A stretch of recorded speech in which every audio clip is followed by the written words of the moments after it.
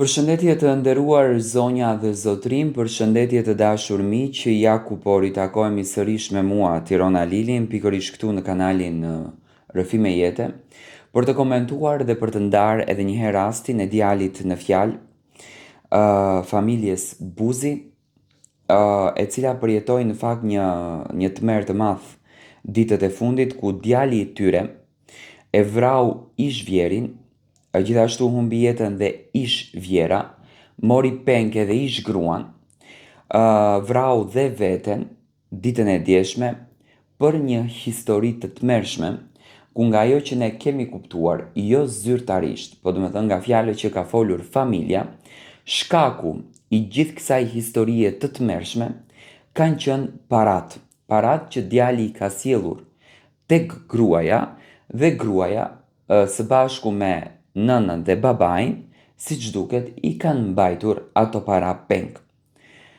Roskoveci është tronditur mëngjesin e djeshëm, ku 35 vjeçari Nertil Buzi ka vrarë me çifte ish vjerin, ka plagosur ish vjerën dhe më pas ka rëmbyer ish partneren e tij.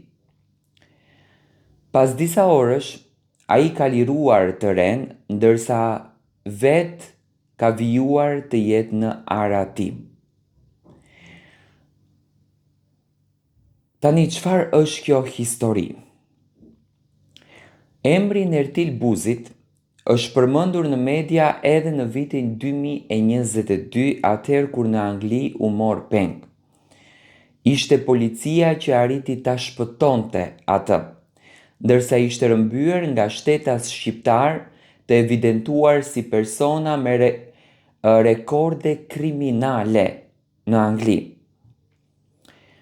Policia britanike arrestoi në atë kohë 7 shqiptar.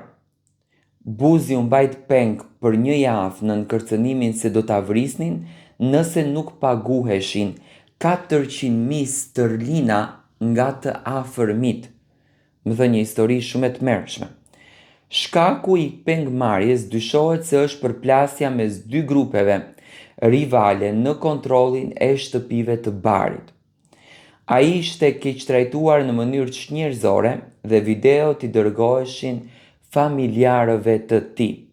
Me thënë, Nertil Buzi në Angli ka përjetuar një kidnapim të tmerrshëm, sepse ka punuar siç duket në shtëpi bari dhe familja është kërcënuar me video që djali në fjalë që sot nuk jeton më është keq trajtuar në mënyrë të tmerrshme dhe këto video janë dërguar tek familjarët, që familjarët për ta marrë djalin mbrapsht u janë kërkuar 400.000 pound, ju më thënë 400.000 pound janë shumë pare, por policia ka arritur që ta shpëton.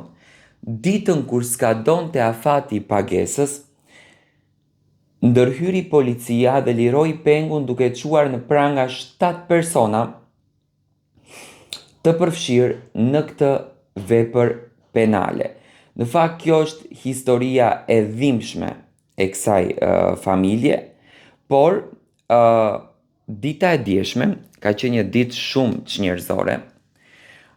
Familja e vajzës, sipas asaj se çfarë flitet në fakt nga familjarët e vajzës, familja ka qenë e paralajmëruar për këtë gjë, ndërsa nga ana e familjes së djalit, ajo se çfarë thot familja e djalit, janë në pyetje ca para që kjo familje nuk ja ka dhënë Nertil Buzit. Do të thënë, vajza në fjalë nuk ka qenë as e fejuar, familjarët nuk e pranojnë familjarët e vajzës të ketë qenë e fejuar, ndërsa familjarët e djalit thonë se ka patur një fejes. Do të thënë, ka qenë një vajzë në moshë të re shumë dhe Nertili i cili ka punuar dhe siç duket lekët i ka dërguar tek gruaja e tij. Të paktën kështu i referohemi deklaratës së nënës së Nertilit dhe së babait të Nertilit. Mua sinqerisht më vjen shumë keq dhe unë shpreh ngushëllime tek të dy familjet, do të thënë të dy familjet po përjetojnë një krizë të madhe, është një tragjedi e tmerrshme. Kjo që po ndodh në Roskovec. Në fakt është një mesazh edhe për të gjithë shqiptarët e tjerë, sepse të vritesh për paranë tënde, kjo nuk është e drejtë, është e turpshme.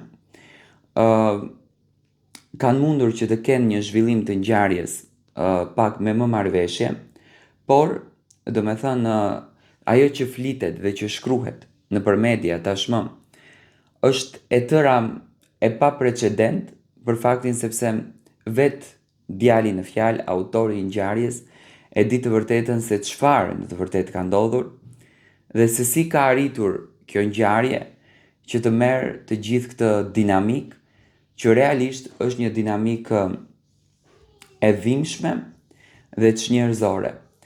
Unë dua të këshilloj në këtë rast, do me thënë tashmë ne i humbëm këto shqiptar të dashur, këto prindër të nderuar, këtë djalë që përflitet që ka qenë një djalë i mrekullueshëm.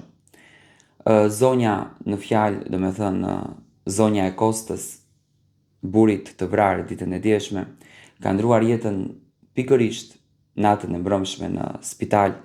Do me thënë,